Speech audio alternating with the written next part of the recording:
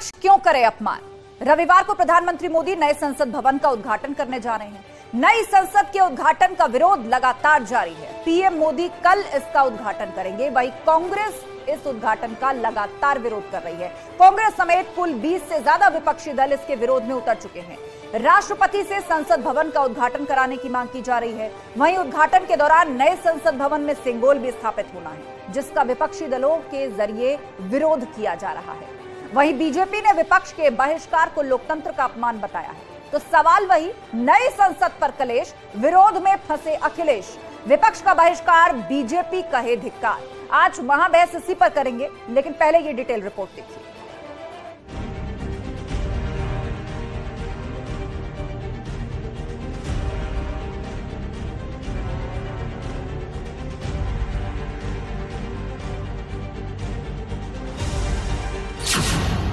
देश का मान, विपक्ष क्यों करे अपमान? कांग्रेस पार्टी के नेताओं को कहना चाहता हूं कि आपके बहिष्कार करने से कुछ नहीं होता।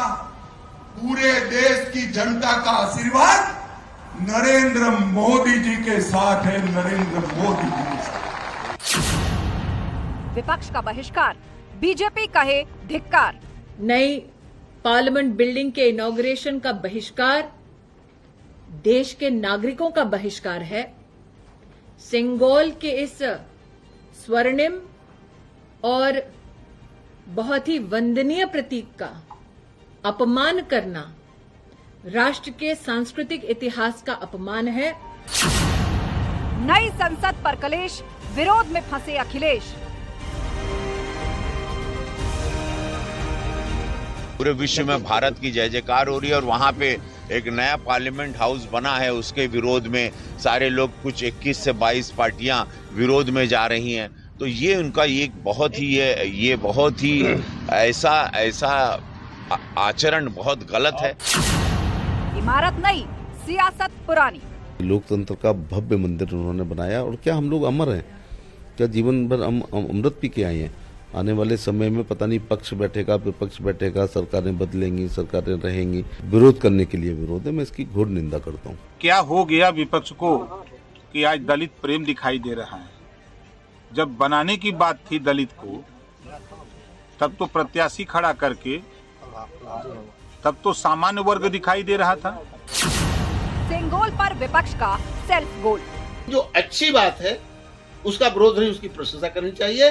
सारा विश्व नए संसद भवन की प्रशंसा कर रहा है और यहां का विपक्ष उसका विरोध कर रहा है। दुर्भाग्य।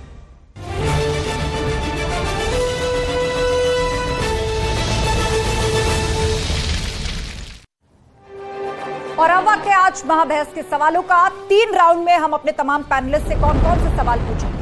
पहला सवाल आज हम उठाने जा रहे हैं, देश का मान विपक्ष क्यों कर रहा है अपमान?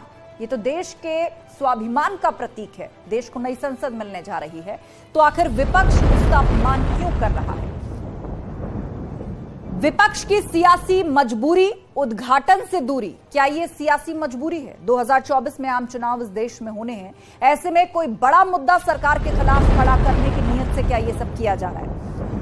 मोदी के बहिष्कार से 24 का निकलेगा क्या रास्ता? क्योंकि नई संसद के बहाने से कहा यह जा रहा है कि एक बार फिर से विपक्ष जो है वो मोदी विरोध की ही राह पे है। क्या उसी से 2024 के लिए कोई बड़ा मुद्दा क्रिएट करने की कोशिश में है विपक्ष? चर्चा के लिए गेस्ट पैनल हमारे साथ जुड़ चुका है। अनिला सिंह जी हैं, प्रवक्ता बीजेपी।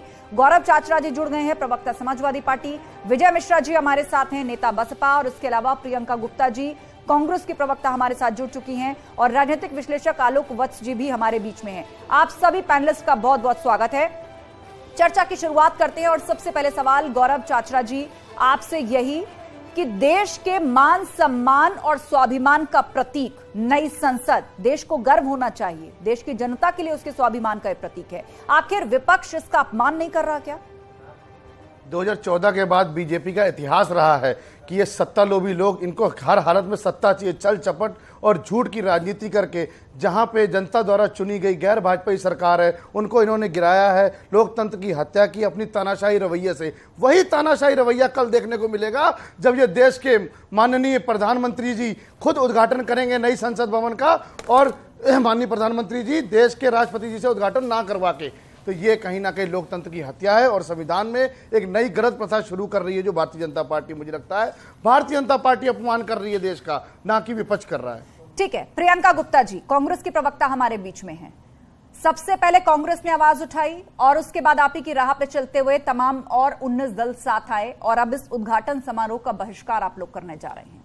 और वजह क्या यही है, राष्ट्रपति का अपमान? क्योंकि जब से ये प्रोजेक्ट बनना शुरू हुआ है कोई ना कोई वजह आप लोगों की तरफ से आगे रखी जा रही। कभी आप इसे बड़ा खर्च और बोझ बताते हैं, कभी कहते हैं कि कोरोना में पैसा खर्च हो जाता, उस समय सुविधाएं दी जाती, कभी आप इसको प्रधानमंत्री का निजी आवास या महल कह करके पुकारते हैं, और आज कह रहे राष्ट्रपति का अपमान किया। तो क्या ये मुद्दा मोदी विरोध का है या फिर आप लोग क्या साबित करना चाहते हैं? नई संसद देश के स्वाभिमान का प्रतीक है, उद्घाटन समारोह से खुद दूर रखकर आप क्या मैसेज देना चाहते हैं? देखिए, मैं तो सिर्फ इतना कहूंगी कि विनाश काले विपरीत बुद्धि। जिस तरह से संविधान के सर्वोच्च पद पर बैठी आदिवासी दलित महिला का जो अपमान और अनादर किया जा रहा है, न सिर्फ उनका बल्कि उपराष्ट्रपति का, जो राज्यसभा के चेयरमैन है, उनका भी अपमान और अनादर हो रहा है। ये इतिहास गवाह बनेगा इसका कि इस तरह से भारतीय जनता पार्टी की सरकार ने इस सन में उनका अपमान और अनादर किया था। आप देखिए, जो आमंत्रण पत्र है उस पर भी उनका कहीं नामो निशान नहीं है। तो ये क्या राजनीति के नया एक चैप्टर लिखा जा रहा है कि क्योंकि संविधान में जो दोनों सदनों के जो प्रमुख और मुखिया होते हैं वो राष्ट्रपति होते हैं, और ये बात क्या भारतीय जनता पार्टी को समझ नहीं आ रही। दूसरी चीज मैं कहना चाहूंगी कि भारतीय जनता पार्टी का विरोध करना कोई ऐसा नहीं है कि किसी संसद का या किसी देश का विरोध करना, उनकी नीतियों का विरोध करना विपक्ष का काम होता है। और विपक्ष आज सवाल पूछ रहा है कि उनका अपमान क्यों किया जा रहा है, उनका अनादर क्यों किया जा रहा है। ठीक है प्रियंका जी, लेकिन बीजेपी की तरफ से लगातार ये कहा जा रहा है यहाँ कोई संसद का सत्र नहीं है, जो आप इसको जोड़ रहे हैं कि देखिए राष्ट्रपति का अपमान हो गया, उपराष्ट्रपति को भी इनवाइट नहीं किया गया। ये संसद भवन के नए संसद भवन के उद्घाटन का समारोह है। विजय मिश्रा जी, नहीं तो उद्घाटन में क्यों नहीं बुला रहे हैं आप भाई? ठीक है, एक बार सब लोग अपनी बात रख लें। अफ्ता जी, आज समाजवादी पार्टी जितना दलित प्रेम दिखा रही है, 2012 में जब इनकी सरकार बनी तो सबसे पहले इन्होंने अनुसूचित जाति के आरक्षण को खत्म किया था, तब इन्हें दलित प्रेम नहीं याद आया। ठीक है, आज संसद भवन बना है, एक महोत्सव की तरह इनको मनाना चाहिए और राष्ट्रपति महोदया, प्रधानमंत्री महोदय उद्घाटन करें, वो अलग विषय है। हम कह रहे हैं संसद भवन नया बना, उसमें कल सपा के भी रहेंगे, भाजपा के, कांग्रेस सब रहेंगे। अगर सबको इतराज है ये संसद भवन उद्घाटन हो रहा है तो ये लोग संकल्प ले लें कि जब तक राष्ट्रपति महोदया से उसका पुनः उद्घाटन नहीं करवा देंगे उस संसद भवन में ये कदम नहीं रखेंगे। तब तो मैं समझ लूं कि इनका दलित प्रेम है। आज वोट की राजनीति करने के लिए दलित प्रेम है, आरक्षण खत्म करना था तो दलित प्रेम नहीं था, भीमराव अम्बेडकर साहब की मूर्तियां तोड़नी थी तब दलित प्रेम नहीं था इनको, जब उत्तर प्रदेश में बहन जी ने अम्बेडकर पार्क बनवाए, कांसीराम पार्क बनवाए, तब इनको दलित प्रेम नहीं था। तब उन्होंने कहा था कि मायावती जी तो कामबाल लगा दिया। तो दलित प्रेम केवल दिखावा है। और बचकाना बयान क्यों कह रही है प्रियंका जी? वो अपना तर्क गढ़ रहे हैं, वो राजनीति करते हैं, वो दलित राजनीति करते हैं। वो उन्होंने बता दिया कि कौन कौन से वाकये पूर्व में इस देश में हुए हैं, तब तो आपको दलितों की याद नहीं आई।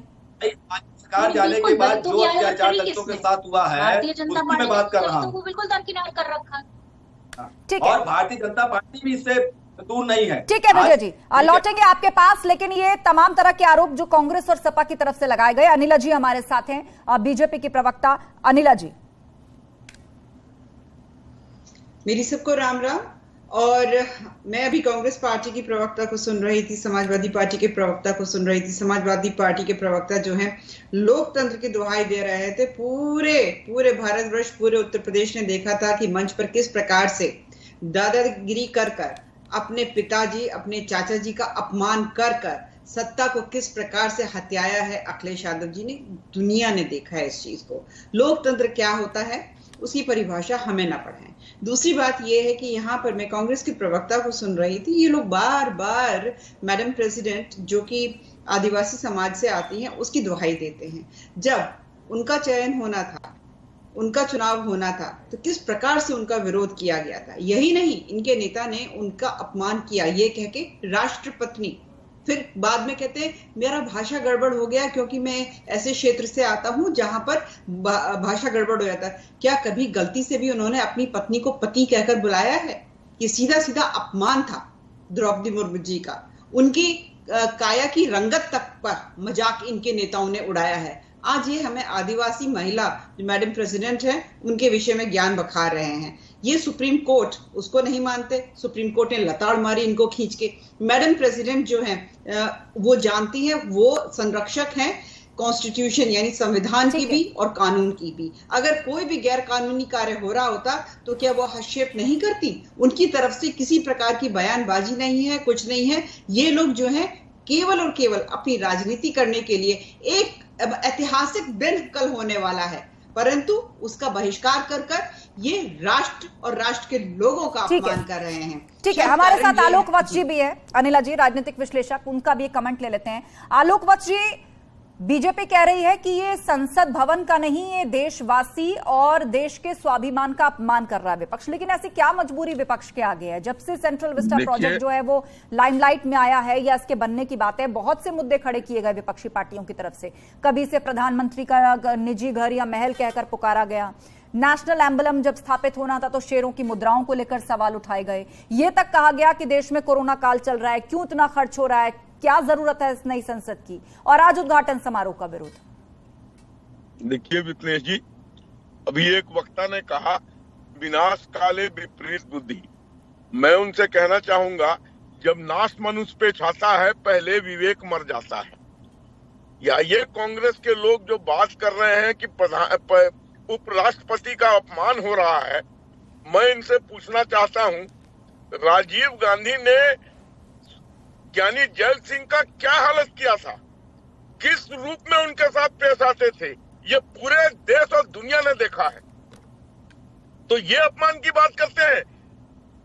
यहाँ कोई भारतीय जनता पार्टी उनका अपमान नहीं कर रही है। ये प्रेरोगेटिव है विधानसभा के स्पीकर का कि वो किसको बुलाए या ना बुलाए। दो बार सुप्रीम कोर्ट ने इस पर संज्ञान लेकर अपना मंतव्य दे रखा है। जिस समय बन रहा था उस समय इन्होंने जाके फाइल किया था, उस पर उन्होंने कहा कि नहीं बनने देना है।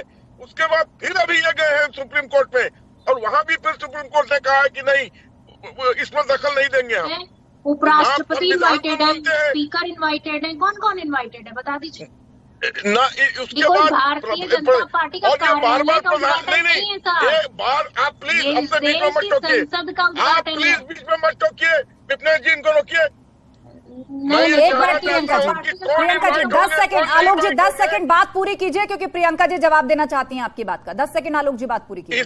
इसमें कौन इनवाइट होंगे नहीं इनवाइट होंगे ये तो स्पीकर का काम है।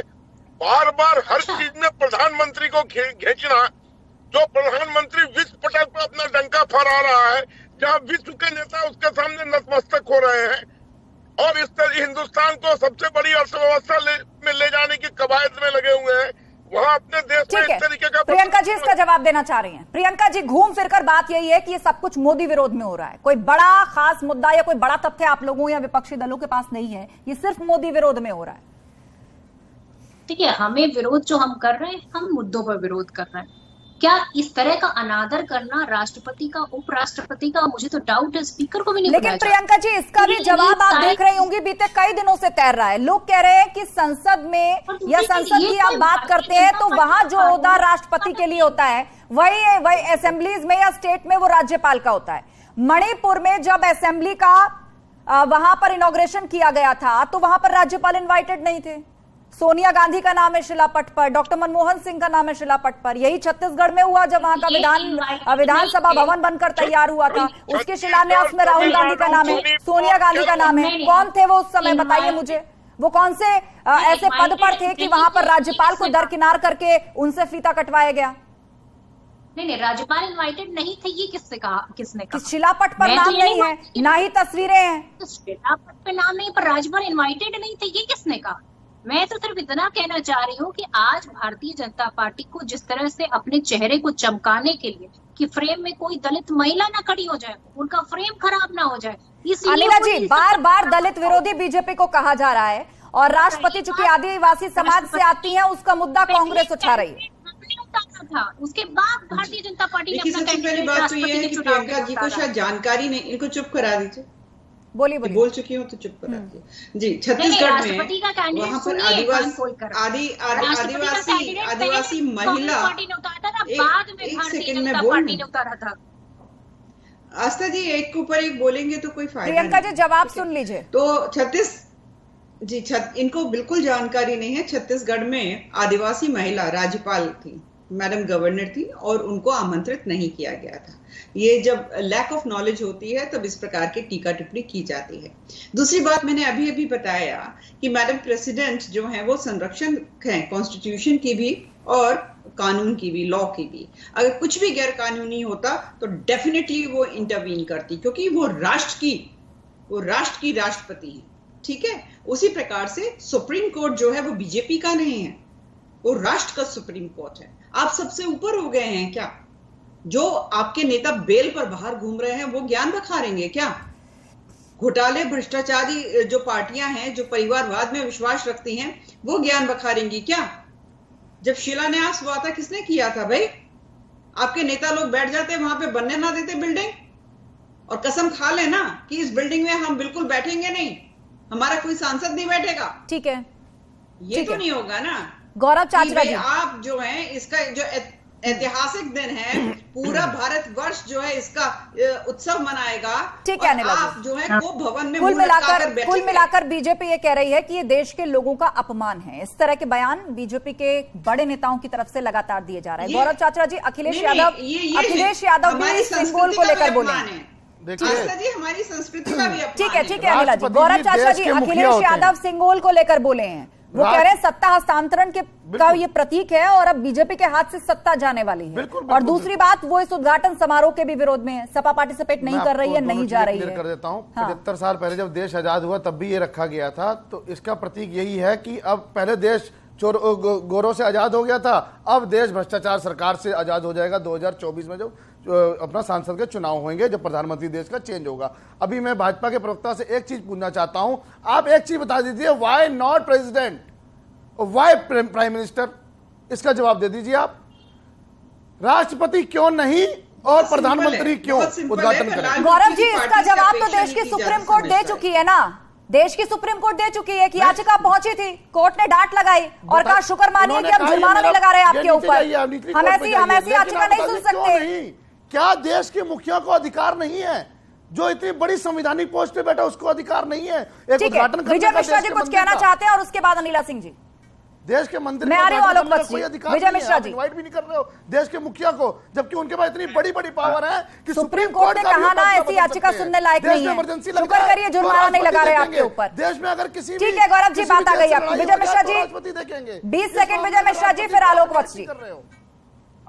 हमने भीमराव अम्बेडकर जी किताब पढ़ी है, उन्होंने कहा है कि जिसको खत्म करना हो उसका नाम लेना बंद कर दीजिए, वो अपने आप खत्म हो जाएगा। लेकिन आज समाजवादी पार्टी हो, कांग्रेस हो या जो भी विपक्षी दल हैं, वो दिन भर भाजपा का, मोदी जी का नाम लेते हैं। ये उनका विरोध नहीं करते, ये उनका खुद प्रचार करते हैं दिन रात। अरे लोकसभा नई सदन संसद बनी, उद्घाटन होना था, हो जाता, लेकिन इन लोगों ने अपनी टीआरपी बढ़ाने के दिन रात पिछले 1 हफ्ते से लगातार संसद भवन का विरोध कर रहे हैं और उससे केवल ये सत्ता पक्ष का फायदा पहुंचा रहे हैं।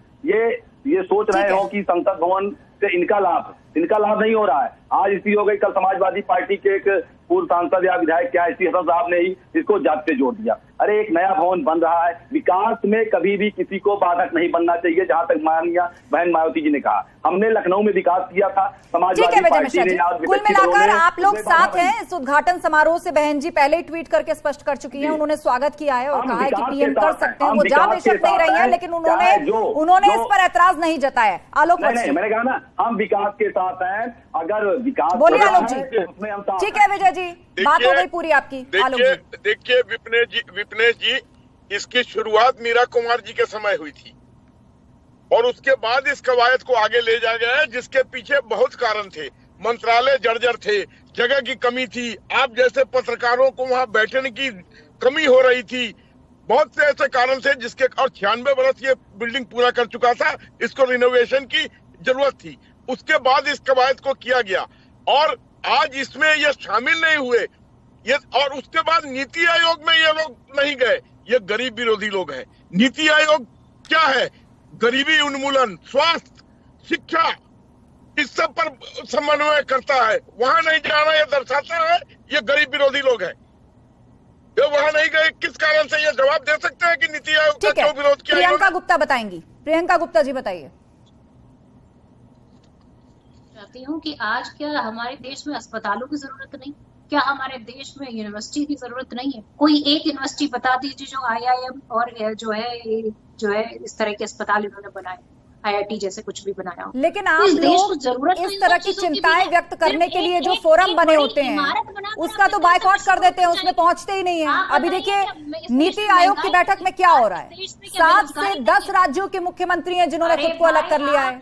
ज्यादातर कांग्रेस शासित राज्यों के मुख्यमंत्री वहां नहीं पहुंचे हैं।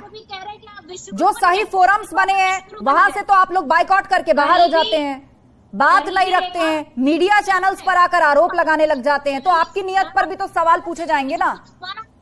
जिनको भत्ता नहीं मिल पाया, और ठीक है आलोक जी, एजुकेशन पे खर्च करने के लिए पैसा होता है, अगर आप उस पे खर्च करते तो भारतीय जनता पार्टी के साथ हम लोग खड़े होते। आस्था जी, मैं आपसे यही पूछना चाहता, आस्था जी मैं सिर्फ इनसे यही पूछना चाहता हूँ कि इन्होंने बाइकॉट किया है, क्या इनके एमपीज इस सभा में जाकर बैठेंगे या नहीं बैठेंगे? बिल्कुल बैठेंगे। देश की संसद है, आगे सत्र होगा, सभी सांसद वहां पर बैठेंगे, सदन की कार्यवाही चलेगी। लेकिन उद्घाटन समारोह से खुद को दूर रखने के लिए जो तथ्य है, जो बात कही जा रही है, उसको लेकर नियत पर सवाल उठ रहे हैं। जब से सेंट्रल विस्टा की बात इस देश में छिड़ी है तब से कोई ना कोई सवाल और आरोप लगाया जा रहा है। सरकार को कटघरे में सेंट्रल विस्टा के माध्यम से खड़ा किया जा रहा है, प्रधानमंत्री पर सवाल उठाए जा रहे हैं।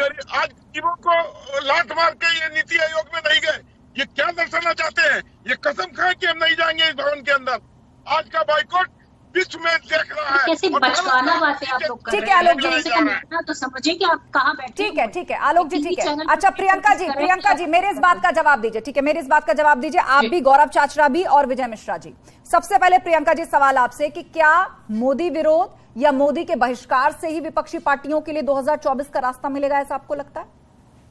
देखिए, मोदी जी की घटती लोकप्रियता इस बात से साबित होती है। कर्नाटक के चुनाव में जब उनका चेहरा पूरी तरह से इन्वॉल्व था, उन्होंने पता नहीं 26 से ज्यादा रैलियां और कितनी सभाएं कर डाली थी, उसके बावजूद भी हार गए। तब उन्होंने अपना चेहरा बदला और उसके बाद जब सर्वे की रिपोर्ट आने लगी तो उन्होंने नड्डा जी का चेहरा लगा लिया। इसे साफ जाहिर होता है कि इस तरह उस चेहरे की जो लोकप्रियता है वो कम होती चली जा रही है। आप कितने राज्यों में सिमट कर रह गए हैं, कौन सी गवर्नमेंट आप अपने दम पे चला रहे हैं, मात्र 4 राज्यों में, और उसके बाद भी आप कह रहे हैं कि आप फूले नहीं समा रहे, आपको अपनी गलतियां नहीं दिख रही है। गरीब आदमी के ऊपर आपने इस तरह से प्रेशर डाल रखा है, चाहे पेट्रोल हो, चाहे दाल हो, उसका चावल हो, चाहे उसका गैस का सिलेंडर हो, डबल प्राइस में खरीद रहा है। जवाब देंगे अनिला सिंह। लोकप्रिय है, किस बात में लोकप्रिय है? आप गरीबों को और ठीक है, आप लोकप्रियता पर सवाल खड़े कर रही हैं प्रधानमंत्री के। अनिला सिंह जी जवाब देंगी इस बात का। प्रियंका जी जवाब सुन लीजिए। इस पार्टी को जी, मैं ये जो अंग्रेजों की बनाई हुई पार्टी है, मैं इसीलिए कहती हूँ ये इंडियन नेशनल कंफ्यूज पार्टी है। ठीक है, एक तरफ ये बोल रही हैं कि इस देश में लोकतांत्रिक ढांचा है और जनता तय करती है कि कौन जीतेगा, कौन हारेगा, किसका चेहरा कामयाब, किसका चेहरा जो है नाकामयाब। उसके बाद भी ये कहेंगे नहीं जी हम तो कोप भवन में बैठेंगे और नई संसद के उद्घाटन में हम नहीं जाएंगे। तय करने वाले कौन है? जनता है। अगर जनता को मोदी जी नहीं पसंद है तो ठीक है, 2024 आ रहा है, वोट आउट कर देंगे आपको, परंतु विरोध मोदी जी का करना है, उसमें हमारी 4 राज्यों में सिमट कर रहे हैं, संस्कृति का अपमान हो, किस तरह की सरकार बना रखी है वो सबको पता है, होता रहे।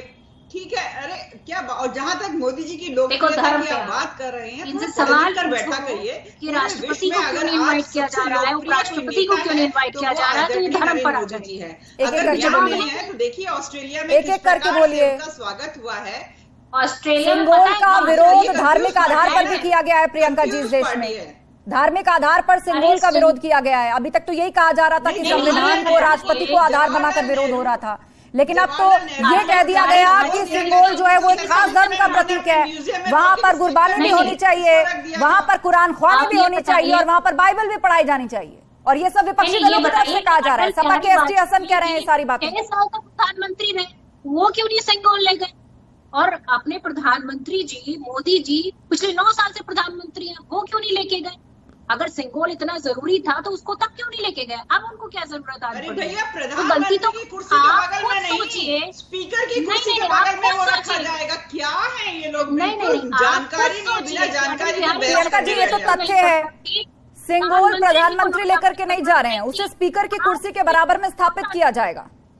सिर्फ मुद्दों से भटकाने की कोशिश की जा रही है, सिर्फ उलझाने की कोशिश की जा रही है। कर्नाटक के चुनाव से ये हार चुकी है, हताश पार्टी है, निराश पार्टी है, और जिस तरह से देश में सिमटती चली प्रियंका जी, तथ्य पर बोलिए।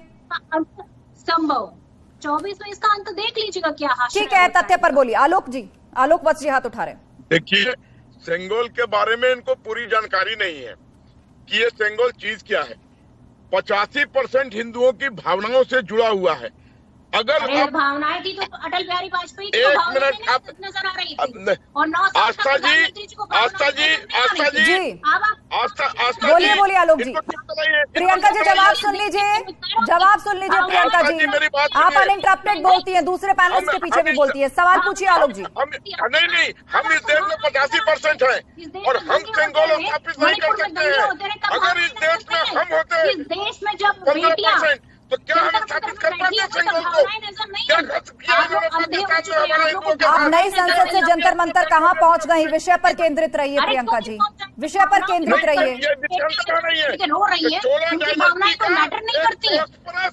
एक चीज है जो पहले भी भावनाओं की बात कर रहे हैं ना आप, दोबारा लाया जा रहा है। उनकी बात पूरी सुन लीजिए प्रियंका जी। प्रियंका जी, शांति से बात सुनिए, आपको पूरा समय मिला है, बोलिए। मैं इनसे पूछता हूँ, आप रिवर्स कर दीजिए। इंडिया में 85% हिंदू की जगह 85% मुस्लिम कर दीजिए। क्या कोई सेंगोल का नाम लेने वाला नहीं बचेगा उस समय? थोड़ी तो शर्म करिए, इस तरह टीवी चैनल पर बैठ कर यहाँ हिंदुओं से बात कर रहे हैं। पर्टिकुलर वर्ग को बिरयानी खा के ठीक है, आप दोनों शांत हो जाइए। प्रियंका जी, पेशेंस रखिए, दूसरे पैनलिस्ट की भी बात सुनिए। आपने भी आरोप लगाए हैं बहुत सारे, उसका जवाब दिया जा रहा है, सबको बराबर समय मिलता है। अनिला जी, जवाब दे कहाँ रहे हैं? हम तो पूछ रहे हैं कि राष्ट्रपति को इन्वाइट देखिए, ऐसा है कि उत्तर प्रदेश में एक आस्था जी, उत्तर प्रदेश में कांग्रेस का एक सांसद, और ये हमें ज्ञान दिखाने चल रहे हैं कि किस प्रकार से चुनाव होते हैं, किस प्रकार से लोकप्रियता होती है। ठीक है, फखरुद्दीन अली अहमद का अपमान किसने किया? राजेंद्र बाबू का अपमान किसने किया? ज्ञानी जैल सिंह का अपमान किसने किया? नई जानकारी तो थोड़ा पढ़कर आया करिए, फिर बात किया करिए। ये नहीं कि जयराम रमेश की तरह झूठ बोल रहे कि संगोल गया ही नहीं गया था। सारी फोटो जो है सारी मीडिया प्लेटफॉर्म पे दिखा दी गई। तो सीधी सी बात है, कल पूरा राष्ट्र उत्सव मनाएगा। ठीक है, आपस में मत उलझिए आप लोग आपस में मत उलझिए। गौरव चाचा जी, मेरे सवाल का जवाब दीजिए। अभी तक संवैधानिक या राष्ट्रपति को आधार बनाकर विरोध हो रहा था नई संसद का, लेकिन आपके सांसद एसटी हसन कह रहे हैं कि वहां पर सिंगोल का लगाना जो है वो कम्युनल है, वो किसी एक धर्म का प्रतीक चिन्ह है, और भी धर्मों की बातें वहां होनी चाहिए, कुरान ख्वानी होनी चाहिए।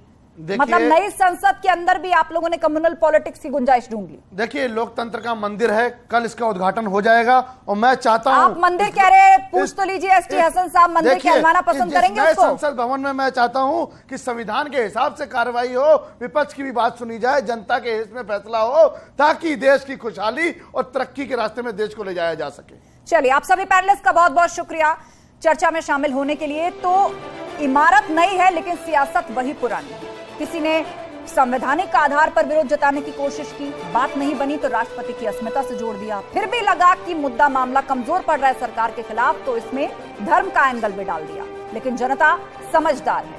क्या 2024 में जो आम चुनाव होने जा रहे हैं उसको ध्यान में रख करके विपक्ष के इस उद्घाटन समारोह के बहिष्कार को, जो विपक्षी एकता का नाम दिया जा रहा है, क्या 2024 तक ये तमाम 19 या 20 दल इसी तरह एकजुट एक साथ रह पाएंगे? ये बड़ा सवाल है। लेकिन इस सब के बीच कल यानी 28 मई को ऐतिहासिक दिन है, जब देश को उसकी नई संसद मिलने जा रही है, जिसका उद्घाटन प्रधानमंत्री मोदी करेंगे। पल पल की अपडेट इससे जुड़ी आपको दिखाते रहेंगे, और साथ ही न्यूज 18 यूपी उत्तराखंड महा कवरेज सुबह 6 बजे से आपके लिए लेकर आ रहा है। महाभैस में फिलहाल इतना ही।